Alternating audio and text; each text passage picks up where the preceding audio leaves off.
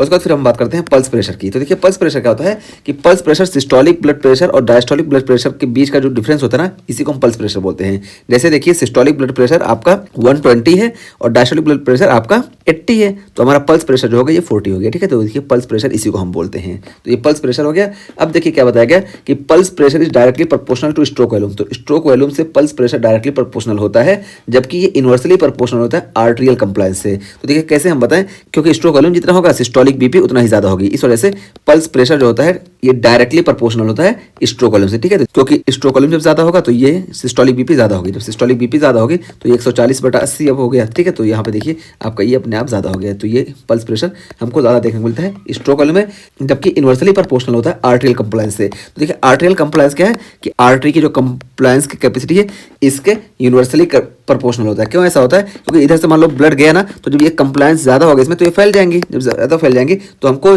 Systolic BP ज्यादा increase नहीं देखने को मिलेगा ना। जब सिस्टोलिक बीपी ज्यादा इंक्रीज देखने को मिलेगा तो यहाँ पे जो हमारा पल्स प्रेशर है बहुत ज्यादा इसमें डिफरेंस नहीं आएगा, सिस्टोलिक और डायस्टोलिक के बीच में बहुत ज्यादा फर्क नहीं आएगा। इस वजह से जितना ज्यादा कंप्लायंस इसमें होगा उतना ज्यादा ये फैलेंगे और उतना ज्यादा हमको सिस्टोलिक और डायस्टोलिक के बीच में गैप कम देखने को मिलेगा, ठीक है। तो इस वजह से यहाँ पे यही बताया गया कि inversely proportional to arterial compliance, ये चीज हो गई।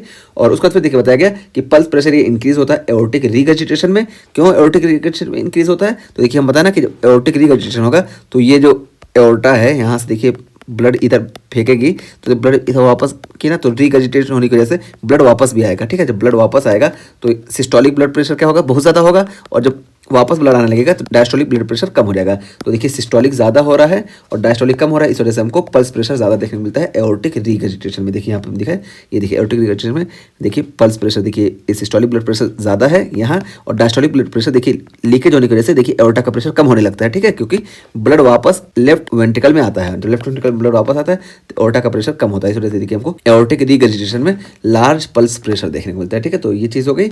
और उसके बाद देखिए हमको लार्ज पल्स प्रेशर ये एओर्टिक स्टिफनिंग में देखने को मिलता है। और एओर्टिक स्टिफनिंग में लार्ज पल्स प्रेशर क्यों देखने को मिलता है, क्योंकि एओर्टिक स्टिफनिंग जब एओर्टा स्टिफ हो जाएगी तो हम बताए ना कि ये अब कंप्लायंस नहीं करेगी, जैसे ही ब्लड इधर जाएगा तो बहुत तेज यहाँ पे प्रेशर बनेगा, क्योंकि इसकी कंप्लायंस वाली कैपेसिटी खत्म हो गई। यही बताए थे ना यहाँ पे कि आर्टेरियल कंप्लायंस से इनवर्सली प्रोपोर्शनल होती है, तो यहाँ पे स्टिफ हो गई यानी इसकी कंप्लायंसिटी खत्म हो गई, इस वजह से पल्स प्रेशर जो होगा यहाँ पे इंक्रीज देखने को मिलेगा, ठीक है। तो ये चीज़ हम बता दिए। और फिर हमें देखिए वही बताया कि एओर्टिक स्टिफनिंग हमको ओल्डर एडल्ट में देखने को मिलती है, क्योंकि ओल्डर एडल्ट में एओर्टा स्टिफ हो जाती है, इस वजह से हमको यहाँ पे आइसोलेटेड सिस्टोलिक हाइपरटेंशन देखने को मिलता है, क्योंकि यहाँ पे कंप्लायंसिटी इनकी खत्म हो जाती है, इस वजह से जैसे ही यहाँ से हार्ट कॉन्ट्रैक्ट करता है इसमें बहुत तेज प्रेशर इंक्रीज होता है, तो सिस्टोलिक बीपी बहुत तेज इंक्रीज होता है, इसी वजह से हमको पल्स प्रेशर इंक्रीज देखने को मिलता है। और इसके बाद देखिए हमको ऑब्स्ट्रक्टिव स्लीप एपनिया में भी देखने को मिलता है, क्योंकि यहाँ पे सिंपैथेटिक टोन इंक्रीज हो जाती है, इस वजह से हमको पल्स प्रेशर ज़्यादा देखने को मिलता है, क्योंकि सिस्टोलिक बीपी इंक्रीज होती है।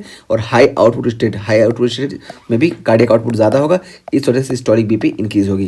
तो इस जैसे यहाँ पे एनीमिया की कंडीशन है, हाइपरथायराइडिज्म की कंडीशन है, तो इन सारी कंडीशन में सिस्टोलिक बीपी इंक्रीज होती है, इस वजह से पल्स प्रेशर ज़्यादा होता है। और इसी तरीके से एक्सरसाइज की कंडीशन है, और एक्सरसाइज में ट्रांजिएंट हमको हाई पल्स प्रेशर देखने को मिलता है, और उसके बाद फिर ये पल्स प्रेशर डाउन हो जाता है। क्यों, क्योंकि आर्टेरियल डायलेशन हमको देखने को मिलता है ना एक्सरसाइज में, इस वजह से जब आर्टेरियल डायलेशन देखने को मिलेगा तो हमको डायस्टोलिक बीपी डिक्रीज देखने को मिलेगी, ठीक है। डायस्टोलिक बीपी जब डिक्रीज देखने को मिलेगी तो देखिए भले ही सिस्टोलिक इंक्रीज हुई, डायस्टोलिक जब डिक्रीज हो जाएगी तो यहाँ पे हमको पल्स प्रेशर में बहुत ज़्यादा फर्क नहीं देखने को मिलेगा। तो यही यहाँ बताया गया कि एक्सरसाइज की कंडीशन में ये transient increase in pulse pressure देखने को मिलता है। और पल्स प्रेशर डिक्रीज की हम बात करें तो देखिए एओर्टिक स्टोसिस में पल्स प्रेशर हमको डिक्रीज देखने को मिलता है। क्यों ऐसा होता है, क्योंकि देखिए जब ये देखिए हमारा हार्ट है ना, यहाँ से देखिए जब ब्लड इधर नहीं जा पाएगा प्रेशर से, क्योंकि यहाँ पे स्टेनोसिस हो गई है, तो यहाँ पे एओर्टा का प्रेशर ज़्यादा होगा नहीं, यानी सिस्टोलिक ब्लड प्रेशर ये ज़्यादा नहीं होगा। जब सिस्टोलिक ब्लड प्रेशर ज़्यादा नहीं होगा तो इस वजह से हमारा जो पल्स प्रेशर है ना, ये डायस्टोलिक ब्लड प्रेशर, इन दोनों के बीच का फर्क कम हो जाएगा, तो हमारा पल्स प्रेशर डिक्रीज हो जाएगा, ठीक है। तो यहाँ पे यही बताया गया कि एओर्टिक स्टेनोसिस में हमको पल्स प्रेशर कम देखने को मिलेगा, कार्डियोजेनिक शॉक में क्योंकि जब हार्ट पंप ही नहीं कर पाएगा तब भी हमको पल्स प्रेशर कम देखने को मिलेगा, और कार्डियक टेम्पोनेंट, तो कार्डियक टेम्पोनेंट में भी क्या है कि पंप करने की कैपेसिटी हो जाती है, क्योंकि यहाँ पे फ्लूइड भर जाता है। बहरहाल हम कार्डियक टेम्पोनेंट में आगे बात करेंगे।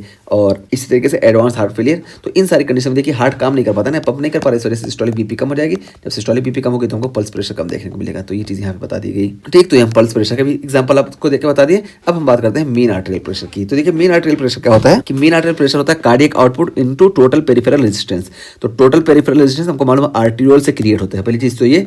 और इसी को जब हम कार्डियक आउटपुट से मल्टीप्लाई कर देते हैं तो हमको मेन आर्टेरियल प्रेशर मिल जाता है। तो देखिए मेन आर्टेरियल प्रेशर को हम कैसे कैलकुलेट करते हैं, तो देखिए मेन आर्टेरियल प्रेशर रेस्ट की कंडीशन में 2/3 of the diastolic BP plus 1/3 of the systolic BP का मिला दें तो ये हमारा आ जाता है main arterial pressure at resting condition, ठीक है। या इसी तरीके से हम डायस्टोलिक बीपी को 1/3 ऑफ द पल्स प्रेशर से मिलाते हैं तब भी हमारा मेन आर्टेरियल प्रेशर आ जाता है। तो देखिए हम कैलकुलेट करके भी आपको बता दिए।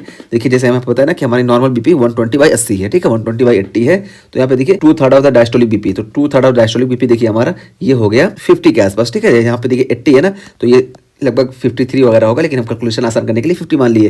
तो 50 जब हम यहाँ पे मान लिए तो देखिए ये 50 हो गया और ये 1/3 ऑफ द सिस्टोलिक बीपी, तो देखिए सिस्टोलिक बीपी 120 था और इसका 1/3 ये 40 हो गया, ठीक है।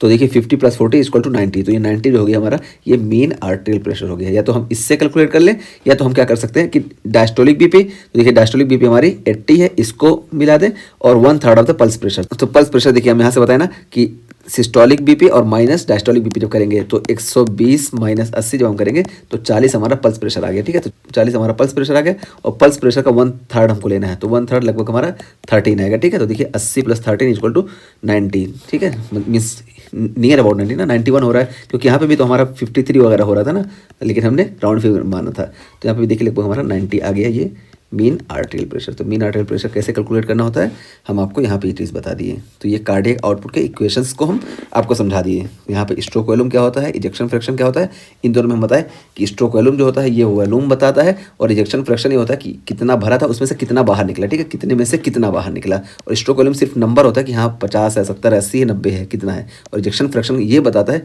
कि यहाँ पे जो भरा था उसमें से कितना बाहर निकला। तो इजेक्शन फ्रैक्शन जो होता है ये बताता है कि कितना कॉन्टैक्ट हो रही है, ये चीज़ बता दिए। और कार्डियक आउटपुट हम बता दिए, cardiac output stroke volume into heart rate से निकलता है। और फिक प्रिंसिपल को हम यहाँ पे बता दिए कि फिक प्रिंसिपल में हम ऑक्सीजन का कंजम्पशन जो होता है ये देखते हैं कि 1 मिनट में कितना कंज्यूम हो रहा है और आर्टेरियल साइड और वेनस साइड के डिफरेंस को निकाल लेते हैं। और जब इसी को कर देंगे तो हमको पता चल जाता है कि कार्डियक आउटपुट कितना हो रहा है। यहाँ पे एग्जांपल देके हम आपको समझा दिए।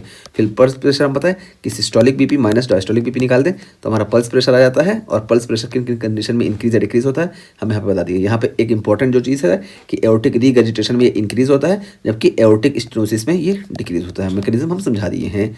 और फिर मीन आर्टेरियल प्रेशर की बात की कि मीन आर्टेरियल प्रेशर होता है कार्डियक आउटपुट को टीपीआर से जब हम मल्टीप्लाई करते हैं तो मीन आर्टेरियल प्रेशर निकलता है। और इसको कैलकुलेट करने के लिए हम दो फार्मूला बताएं, एक ये कि 2/3 ऑफ डायस्टोलिक बीपी को हम जोड़ दें 1/3 ऑफ द सिस्टोलिक बीपी में, या इस तरीके से डायस्टोलिक बीपी को हम डायरेक्टली जोड़ दें 1/3 ऑफ द पल्स प्रेशर में, तो हमको मीन आर्टेरियल प्रेशर मिल जाता है।